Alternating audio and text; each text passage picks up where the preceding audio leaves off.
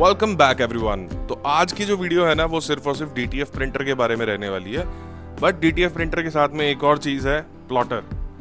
सीधा ही रिवील कर दिया मैंने। तो प्लॉटर के बारे में भी बताऊंगा, प्लॉटर से क्या क्या काम होने वाले हैं, पफ प्रिंटिंग के बारे में बताऊंगा।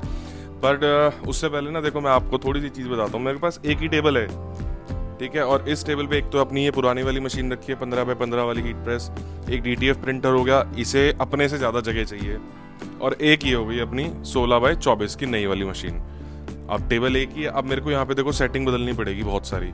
ये थ्रिफ्ट की जीन्स हो गई, यहाँ पे ये 2 हैंगर हैं, यहाँ पे टी शर्ट्स रखी हैं, यहाँ पे ये मेरी स्टोर करने की कुछ अलमीरा है, ठीक है। अब मैं आपको एक और चीज़ दिखाता हूँ। देखो मेरे पास ये वाला स्पेस है एक, बट इस स्पेस में ना देखो प्रॉब्लम क्या है, यहाँ पे ये सारा का सारा ना या तो विंटर का सामान पड़ा हुआ है और या तो थ्रिफ्ट की जीन्स वगैरह पड़ी हुई हैं, जो कि मोस्टली या तो ख़राब हैं या फिर मैंने बस स्टॉक करी हुई हैं। तो इसकी पूरे की ना भाई बढ़िया वाली सफाई होगी। यहाँ पे 2-3 छिपकली भी मिलेंगे भाई, उन्हें भी भगाना है। मैं सोच रहा हूँ कि यहाँ पे ना मैं सिर्फ और सिर्फ टी शर्ट्स स्टॉक करना शुरू कर दूँ। यानी कि जो मेरे ये सारे के सारे रैक्स है ना, मैं इन रैक्स को यहाँ पे ले आऊँ, ये मिरर यहाँ से हटा दूँ, ठीक है। और मतलब सेटिंग करनी है थोड़ी सी यार। इसे बंद करते हैं लाइट को पहले। अब मैं ना अंदर प्रिंटर नहीं रख सकता, क्योंकि प्रिंटर ना कई बार क्या होता है, गर्म हो जाता है। जब हम रेगुलर उसमें से प्रिंट निकाल रहे होते हैं ना, प्रिंटर गर्म हो जाता है, तो मैं प्रिंटर तो अंदर रख नहीं सकता हूँ। तो मैं ये सोच रहा हूँ कि जो ये नीचे वाली रॉड है ना, इसे मैं हाफ करवा दूँ। इसमें बीच में सपोर्ट है यहाँ पे, इसे मैं हाफ करवा दूँ। ये वाला हिस्सा 7.5 फीट का ये हटा दूँ, तो मेरे पास यहाँ पे ना एक टेबल रखने की जगह बन जाएगी, और ये सारा का सारा अंदर चला जाएगा, काउंटर मेरा पीछे आ जाएगा, तो जगह बन जाएगी। अब ये सारा का सारा काम ना मुझे नेक्स्ट 2 से 3 दिनों के अंदर अंदर करना ही करना है। और ऊपर से देखो मैं मतलब किसी को लेके आऊं, कारीगर को, लोहे वाले को, यार बाहर बारिश आ रही है। तो चलो डीटीएफ के बारे में बताना शुरू करता हूँ। गाइस ये प्रिंटर है L18050 एप्सन, ठीक है। अब मैंने ये क्यों लिया है, देखो इसके अलावा मेरे पास ना एक और ऑप्शन था L8050, ठीक है। बट वो थोड़ा सा चीपर ऑप्शन तो है, बट उसके अंदर क्या है ना, वो थोड़ा सा स्लो है कंपैरेटिवली दिस, और वो A4 साइज में आता है, ये A3 साइज में भी प्रिंट करता है। और साइज बड़ा रखना बहुत ज़्यादा ज़रूरी होता है। अगर आप स्टार्ट कर रहे हैं तो आप डेफिनेटली 8050 ले सकते हैं, A4 साइज से स्टार्ट कर सकते हैं। बट अगर आपको पता है ऑलरेडी कि A3 साइज मेरे को चाहिए, ठीक है, तो आपको ये लेना ही पड़ेगा। ऑप्शंस, अब मैं आपको एक चीज़ बताता हूँ। देखो अगर आप ना 1 लाख से नीचे का सोच रहे हैं, यार पहले कैमरा ऊपर करता हूँ, थोड़ा झुकना पड़ रहा है, परफेक्ट। तो देखो अगर आप 1 लाख से नीचे का सोच रहे हैं प्रिंटर लेने का, डीटीएफ प्रिंटर, तो आपको ये कन्वर्टेड प्रिंटर लेना पड़ेगा। कन्वर्टेड क्यों है वो मैं अभी बताता हूँ। ये बेसिकली आपका एक नॉर्मल प्रिंटर होता है, इंक टैंक प्रिंटर, बट इसकी कैपेबिलिटी है कि ये कन्वर्ट हो सकता है, ठीक है। अगर आपकी कैपेबिलिटी नहीं है और आप कन्वर्ट कर दो तो क्या होगा, जो इसका हेड होता है ना, जो प्रिंट करता है, वो ऐसे ऐसे ऐसे से मूव होता है। अगर मान लो कि उसकी कैपेबिलिटी नहीं है और आपने वो बड़ा हेड लगा दिया डीटीएफ वाला, या तो वो स्लो हो जाएगा और या तो वो तोड़ देगा सारा सिस्टम। तो इसीलिए ये वाला प्रिंटर मैंने लिया है जिसकी कैपेबिलिटी भी है, ठीक है, और ये काम कर सकता है अच्छा। बट मेरे को यार लेते टाइम पता लगा कि डीटीएफ प्रिंटर की कितनी ज़्यादा केयर करनी पड़ती है। मुझे आइडिया नहीं था भाई कि इतनी ज़्यादा केयर करनी पड़ेगी। पता है आपको, डीटीएफ प्रिंटर अगर आप लेते हो, आपको डेली का एक प्रिंट तो निकालना ज़रूरी है ही है। अब मैंने डीटीएफ प्रिंटर के साथ में क्या क्या चीज़ें ली हैं वो भी मैं आपको भी दिखाता हूँ, इसकी अनबॉक्सिंग करता हूँ। अभी मैंने खोला नहीं है, सिर्फ और सिर्फ वहाँ पे पैक करा था उन्होंने और मैं लेके आया हूँ। अभी मैंने आपके सामने बस डब्बा डब्बा खोला है, पूरा प्रिंटर अभी मैं बाहर निकालूंगा। ये मेरे पास पहले से थी, बट मैं एक एक्स्ट्रा लिया है, थर्मल टेप है। इससे हम प्रिंट को अपनी जगह पे सेट करके और फिर हीट प्रेस मशीन में डालते हैं, और ये पिघलती भी नहीं है। नॉर्मल टेप लगाओगे तो वो पिघल जाएगी, तो इसलिए थर्मल टेप मस्ट है। ये आपकी कंप्यूटर से कनेक्ट होने वाली प्रिंटर केबल, ये मेरे को मिली है डीटीएफ शीट। आपने यूजुअली रोल देखा होगा, बट ये डीटीएफ शीट है A3 साइज की।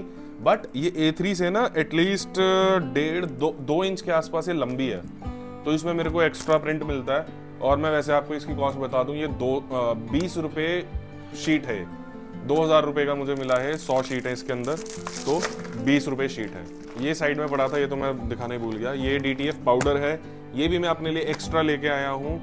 इसकी कॉस्ट थी 850 रुपीज़ DTF पाउडर। फिर ये एक मेटल शीट है जिसके ऊपर प्रिंट निकल के आते हैं। ये है हमारा इंक टैंक, इसके अंदर हमारी DTF इंक डलती है, क्योंकि जो नॉर्मल आपका प्रिंटर होता है ना, उसके अंदर जो इंक डलती है, इंक टैंक पहले से ही होता है इसके अंदर प्रिंटर में, बट उसके अंदर इतनी कम इंक आती है कि भाई आपको एक्सटर्नल इंक चाहिए ही चाहिए होगा। ये तो आपका 2 मिनट में खत्म कर देगा। ये पावर केबल, ये है इसका एक मल्टी रीसेटर।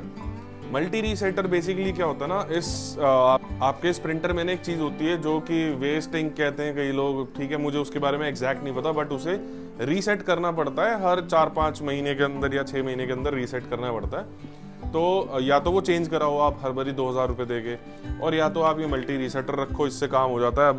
अभी तो मेरी भी ट्रेनिंग होनी बाकी है, अभी तो मैं जितना सीख के आया हूँ उतना आप लोगों को बता रहा हूँ। अब इसे निकालें कैसे? ओ भाई क्या तोड़ दिया मैंने, अच्छा थर्माकोल था यार। तो गाइज ये है अपना एप्सन का प्रिंटर, ये कन्वर्टेड है। अब मैं आपको थोड़ा सा ना एक बारी जूम करके दिखाता हूँ। ये जो जगह है ना, ये उन्होंने पिघला के बनाई हुई होती है इसे, मतलब यहाँ पे कट करके बनाई हुई होती है, ठीक है, ताकि इसमें से DTF की सारी ये पाइप्स बाहर निकल पाए। ये वाली शायद वेस्ट पाइप होती है, और इसकी भी जगह अलग से बनाई हुई होती है। देखो ये है आपका DTF प्रिंटर, ये इसका DTF हेड है। ये चीज़ अभी ये अनलॉक पोजीशन में है, यानी कि अगर हम इसमें इंक डालते हैं ना, तो इसमें से इंक फ्लो होती रहेगी, मतलब थोड़ी थोड़ी इसके अंदर रहेगी। डेली आपको घर जाते टाइम इसे ऐसे करके जाना होता है, ठीक है, ताकि ये लॉक हो जाए और ये इंक का फ्लो टूट जाए यहाँ से, ठीक है। ऐसी ऐसी बहुत सारी चीज़ें यार इसके अंदर। यहाँ पे जो ये आपको थ्रेड सी दिख रही है ना, ये आप घुमाते हो तो ये अनलॉक होता है, ठीक है। फिर ये है आपका जो रीसेट करने वाली चीज़ होती है, ये चीज़। तो ये हो गया अपना DTF प्रिंटर। बाकी इसकी हेड क्लीनिंग जो है वो सब का सब मैं उसके ऊपर एक डेडिकेटेड वीडियो बनाऊंगा, जिसके अंदर मैं सिर्फ बताऊंगा कि इसकी मेंटेनेंस कैसे करते हैं।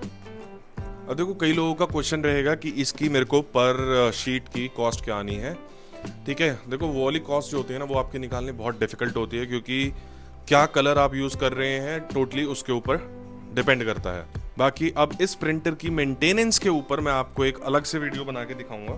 जब इसे सेटअप करेंगे हमें ज़रूरत पड़ेगी ये 2 इंजेक्शंस की, ठीक है, सिरिंज नहीं होगी इसके अंदर, सिर्फ इनकी ज़रूरत पड़ेगी। और वो जो प्रोसेस होगा ना पूरा का पूरा, मैं कोशिश करूँगा, मैं वैसे तो वीडियो कॉल पे आऊँगा, इसी फ़ोन से मैं वीडियो कॉल पे आऊँगा, मैं देखता हूँ, ट्राई करता हूँ, अगर मैं किसी और तरीके से अगर मैं उसकी वो पूरी की पूरी वीडियो बना पाऊँ सेटअप करने की। वैसे यार इतनी ज़्यादा वीडियो कौन ही देखेगा, आज पहली बारी मैं कहता हूँ यार, अगर इस वीडियो पे 500 लाइक्स आ गए तो पक्का मैं डेडिकेटेड वीडियोस इसकी देने शुरू कर दूंगा यार। और बताओ, नेक्स्ट वीडियो में मैं आपको सारी चीज़ें ये करके दिखाऊंगा, DTF प्रिंट से DTF निकाल के दिखाऊंगा, पफ प्रिंटिंग भी करके दिखाऊंगा प्लॉटर से, ठीक है, और DTF सेटअप मैंने क्या क्या करा, कौन सा सॉफ्टवेयर डाला, ये सारी चीज़ें भी मैं आपको आगे आने वाली वीडियोस में बताऊंगा। अब इस स्टोर को मैं कम्प्लीटली कस्टम प्रिंटिंग का बना दूंगा, और साथ में POD सर्विसेज भी मैं स्टार्ट कर लूँगा। इवन मैं डोमेन भी ले चुका हूँ, ठीक है, POD सर्विस के लिए अलग से एक मैंने डोमेन लिया है level9.store से अलग, तो वो भी जल्दी स्टार्ट कर देंगे। तो सी यू सून।